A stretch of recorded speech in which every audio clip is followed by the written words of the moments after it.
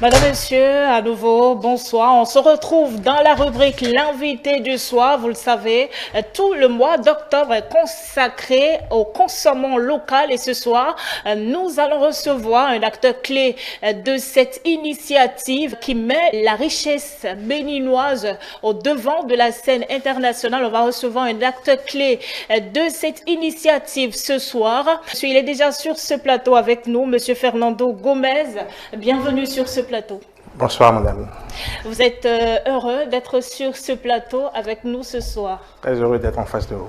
Alors, vous êtes directeur départemental de l'industrie et du commerce de l'Atlantique et du littoral. Le sujet qui va concentrer notre attention ce soir, c'est le mois du consommé local, moteur de transformation économique au Bénin et après. Et justement, dans cette émission, nous verrons l'après de cette initiative qui a commencé, on va dire, depuis le début de ce mois d'octobre. Monsieur le directeur, dites-nous ce qu'on peut retenir concrètement de cette 6e édition du mois du consommant local.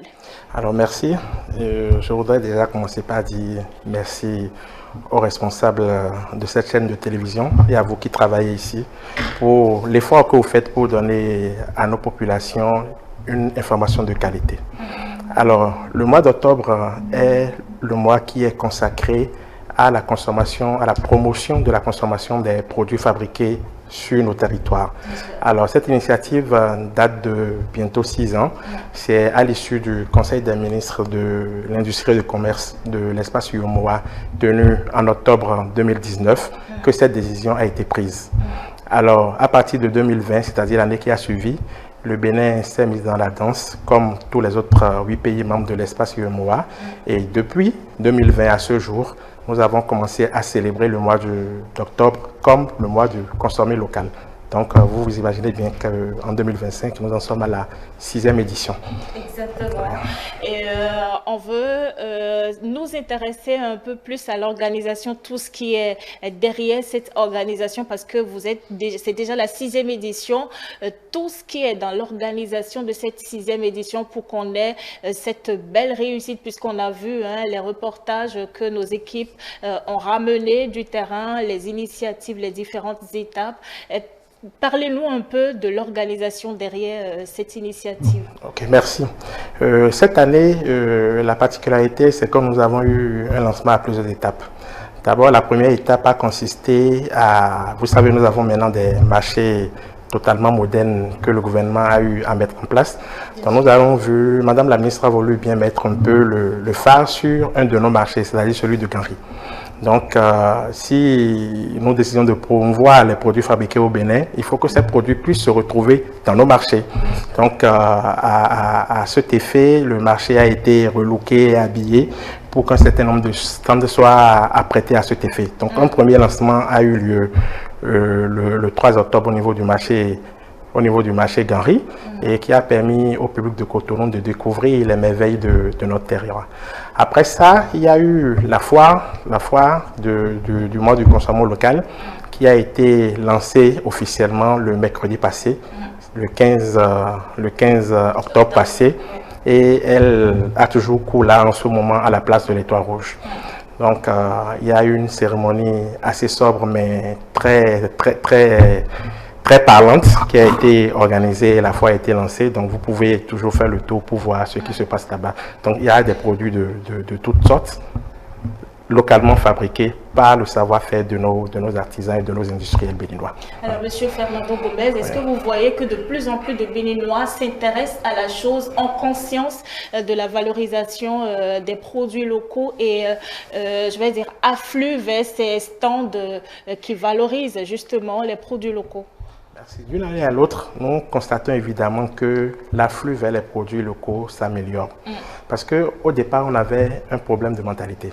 Donc, par le jeu de la sensibilisation, nous sommes en train d'amener les citoyens, les consommateurs béninois à comprendre qu'il est important pour eux de consommer les produits fabriqués chez eux. Pourquoi? Chaque fois que nous consommons des produits qui viennent d'ailleurs, c'est que nous les consommons avec le chômage, comme j'ai l'habitude de le dire. Par contre, les produits qui se fabriquent chez nous, Nous savons d'où viennent les matières premières, c'est certainement de nos champs, de nos rivières, de nos fleuves ou encore, je ne sais pas, de nos champs.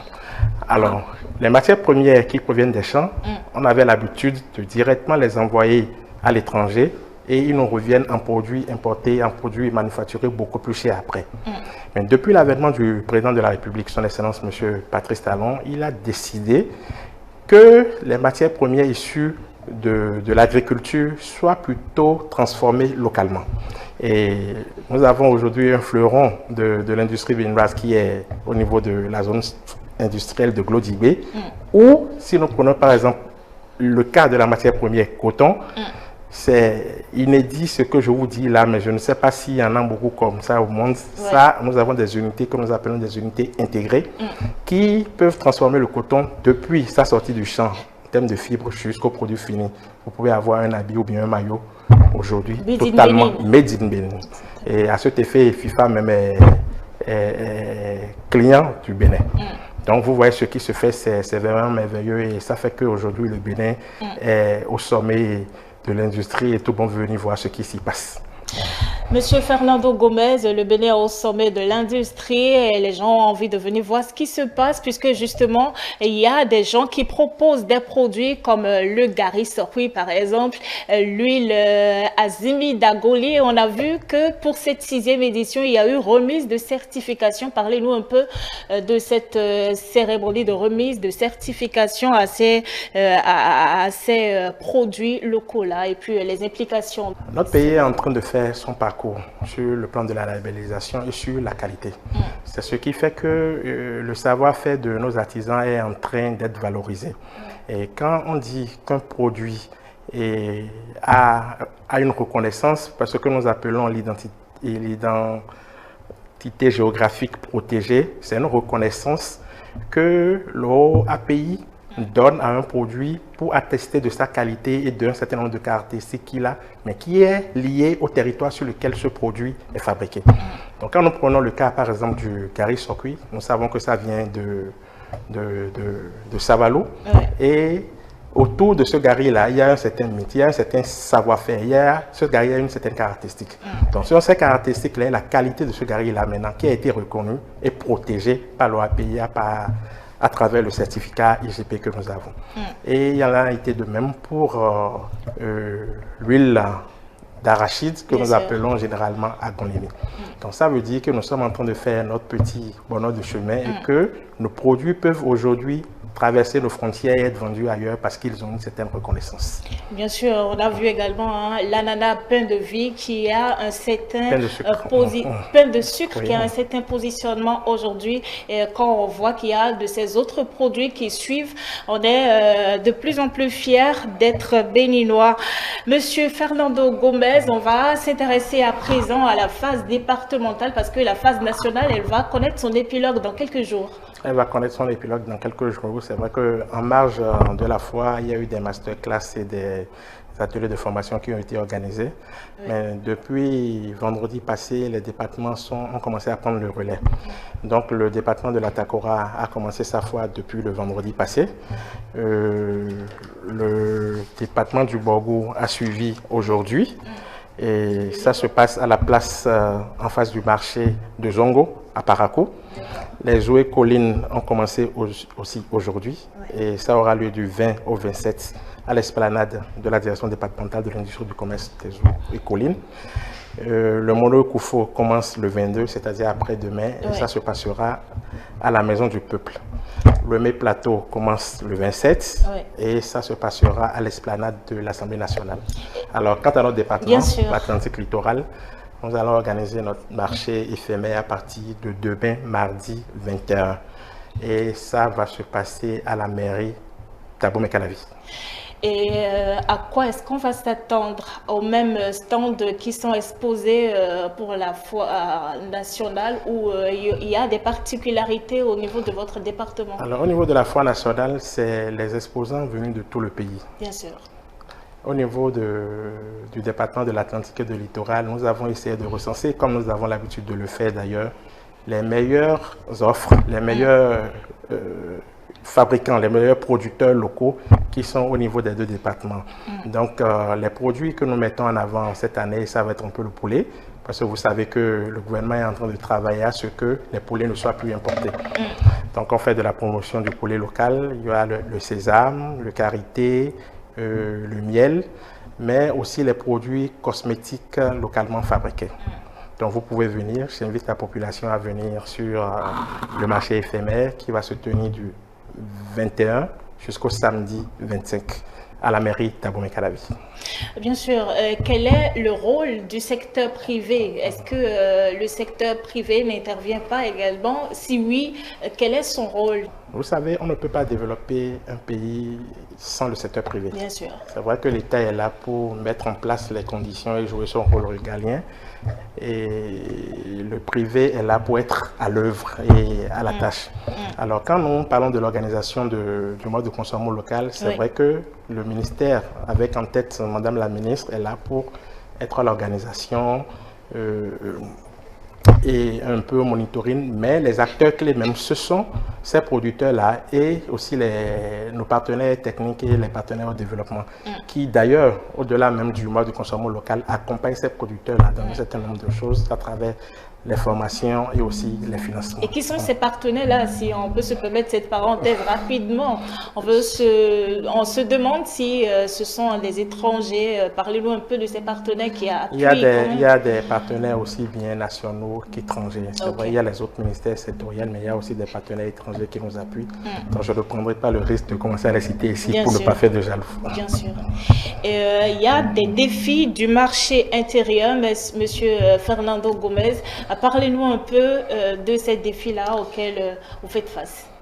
Vous savez, quand vous produisez, le premier défi que vous avez en face de vous, c'est la qualité.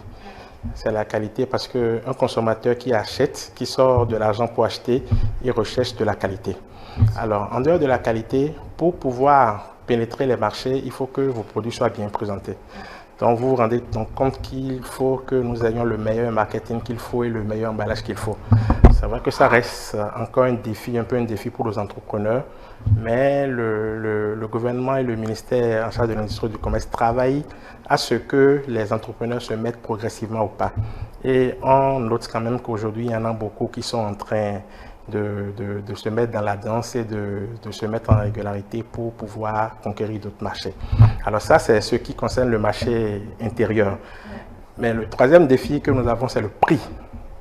Le prix, parce que même si vous avez le produit, il est bien emballé, il y a la qualité, il y a tout. Le plus important déterminant de celui qui veut acheter, c'est le prix. Bien sûr. Parce qu'il tient compte de sa bourse et même s'il a la volonté d'acheter, s'il n'a pas les moyens pour acheter, il ne pourra pas. Alors pour que nos produits soient vraiment compétitifs et que les prix soient abaissés, il faut encore que nous entrons dans la consommation de masse. Parce que c'est la consommation de masse qui va induire une production de masse. Et si nous avons une production de masse, ça suppose que les coûts des matières premières vont s'abaisser, l'outil de production sera plus grand et va permettre d'avoir des productions dont les coûts seront bas. Donc, il faut encore que les Béninois commencent à consommer beaucoup. C'est vrai qu'aujourd'hui, nous sommes dans un marché communautaire de plus de, si on prend l'espace sur un mois, c'est pas de 150 millions d'âmes. Si nous pouvons déjà produire pour ce marché-là, ça va nous permettre de pouvoir baisser un peu les coûts. Donc, il faut qu'on commence à consommer pour encourager nos producteurs. Et je continue de le dire, quel que soit le degré de finition de ce qu'ils nous proposent aujourd'hui, il faut qu'on accepte de le consommer pour les encourager. La thématique autour de laquelle nous avons eu à discuter cette année, c'est investissement agro-industriel, valorisation des savoir-faire locaux et accès au marché. C'est autour de ce thème que l'édition de cette année s'est articulée. Alors, Monsieur Fernando Gomez, nous sommes pratiquement à la fin de cette interview. Vous étiez en train de nous dire à l'instant que la phase départementale de l'Atlantique et du littoral va démarrer demain. Vous aviez fait un message, vous aviez adressé un message à l'endroit de la population cotonoise. Est-ce que vous pouvez encore leur demander d'affluer vers les stands, les différents stands qui vont être installés demain, et vous allez nous rappeler également l'emplacement, le lieu. Okay. Je voudrais encore une fois vous remercier pour votre invitation et dire à tous les Béninois et surtout aux populations des départements de l'Atlantique et du littoral que pour avoir de la richesse dans un pays, il faut produire. Et pour inciter les producteurs à produire davantage, il faut que nous commencions à consommer ce qui est produit chez nous et que nous, les transformateurs, transforment ce qui est produit. Alors, il y a beaucoup de choses qui sont faites aujourd'hui. Nos artisans et nos industriels ont dû savoir faire, mais nous n'en sommes pas forcément au courant. Alors, pour découvrir et pour avoir une vue directe sur ce que ces gens-là font tous les jours, je vous invite à venir à la mairie d'Abomey-Calavi. À partir de demain, nous serons là sur 5 jours pour toucher du doigt les merveilles de nos territoires de l'Atlantique et du littoral. Merci Fernando Gomez. Et je rappelle, vous êtes le directeur départemental de l'industrie et du commerce de l'Atlantique et du littoral. Avec vous, on a parlé de l'après, de l'organisation du mois du consommant local qui est un moteur de transformation économique au Bénin. Madame, Monsieur, je vous remercie de nous avoir suivi. Votre émission 120 minutes Actu Soir se poursuit et l'autre partie, c'est Abdiel Soussoupé qui reçoit ses débatteurs.